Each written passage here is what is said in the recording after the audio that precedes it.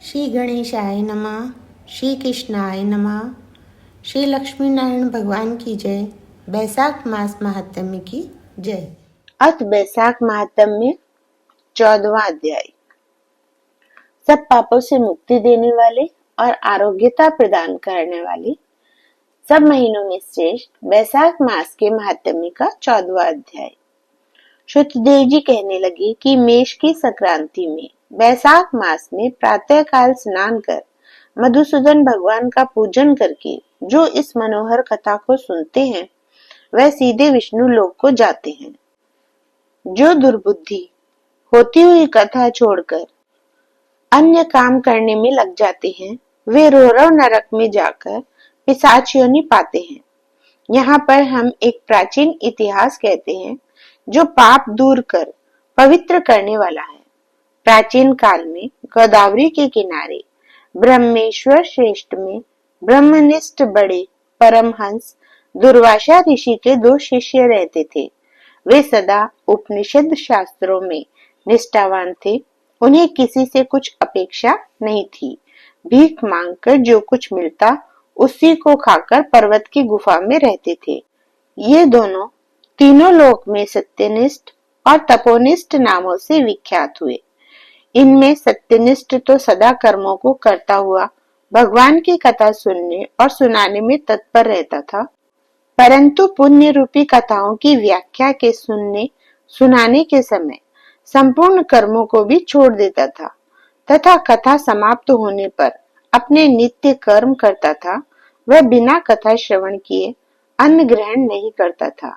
अतः जो मनुष्य ऐसी कथा सुनते हैं उनको जन्म के बंधन नहीं व्यापते और विष्णु भगवान में सच्ची भक्ति तथा स्नेह उत्पन्न होता है। ऐरती दूर हो जाती है और साधु महात्माओं में सूर्योदयता उत्पन्न होती है। सत्व बुद्धि से वेद में मति उत्पन्न होती है। निरंजन निर्गुण ब्रह्म उनके हृदय में आकर विराजते हैं।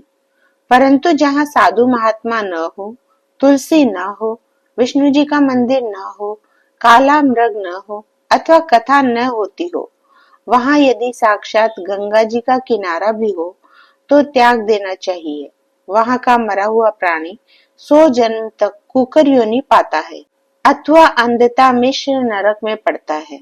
ऐसा उपनिषद विचार कर वह मुनीश्वर सदा विष्णु की भक्ति और कथा श्रवण करने में तत्पर रहता था। मगर दूसरा जो तपोनिष्ठ था न तो जीवा से विष्णु कथा कहता था न कानों से सुनता था। तीर्थ स्थान करने जाता तो वहां पर होती हुई कथा भी तप में विघ्न न पड़ जाए इस डर से छोड़ देता था। श्रोता और वक्ता कोई भी उस कर्मनिष्ठ के निकट होकर गृह कार्य के लिए नहीं निकलता था। उस दुरात्मा ने दुर्बुद्धि से ऐसे ही समय बिता अपना शरीर छोड़ दिया। तब वह शमी के वृक्ष पर छिन्न कर्ण नाम का महाबलवान पिशाच हुआ। आश्रयहीन शुदा से व्याकुल हो उसका कंठ, ओष्ठ और तालु सूख गए। ऐसे ही अत्यंत दुखी हो अपने किए हुए कर्मों के ऊपर विचार करता हुआ वह उन्मत्त की तरह इधर उधर घूमता हुआ भटकता रहा। इस प्रकार 10 सहस्त्र वर्ष बीत गए। उसे अपना कोई रक्षक दिखाई नहीं देता था। उस अकृत आत्मा की देह पर पवन अग्नि के समान लगता था, जल कालाग्नि के समान तुल्य और पुष्पादि विष के सदृश मालूम होते थे। इस प्रकार वह उस सुनसान वन में साधु संग तथा कथा से रहित स्थान में भटकता रहा। कदाचित देवयोग से सत्यनिष्ठ पैठीनसीपुरी से आया। मार्ग में उसने क्षुधा से अत्यंत पीड़ित और अत्यंत दुखी छिन्न कर्ण नामक पिशाच को देखा। उसे देख मुनीश्वर कहने लगे, डर मत, तू कौन है? तेरी यह दशा कैसे हुई? अब से आगे तुझे दुख नहीं होगा। सत्यनिष्ठ के ऐसे आश्वासन देने पर छिन्न कर्ण अत्यंत व्याकुल हो कहने लगा, हे प्रभु, मैं दुर्वासा का शिष्य तपोनिष्ठ नाम का यति हूँ। मैं ब्रह्मेश्वर क्षेत्र का निवासी हूँ। कर्मों के लोप हो जाने के भय से अपनी दुर्बुद्धि के कारण महात्माओं द्वारा कही हुई विष्णु कथा का आदर नहीं किया। उसी कर्म के घोर परिणाम से मेरी मृत्यु हुई और छिन्नकर्ण नामक पिशाच बन दुख से अत्यंत व्याकुल हुआ हूँ। आज मेरा भाग्य फिर गया। मेरे ऊपर सब देवता, गुरु तथा साधु संतुष्ट है। हरि भगवान मेरे ऊपर प्रसन्न है, जो आपके दर्शन हुए। इस प्रकार छिन्नकर्ण त्राहि त्राहि करता हुआ चरणों पर गिर पड़ा।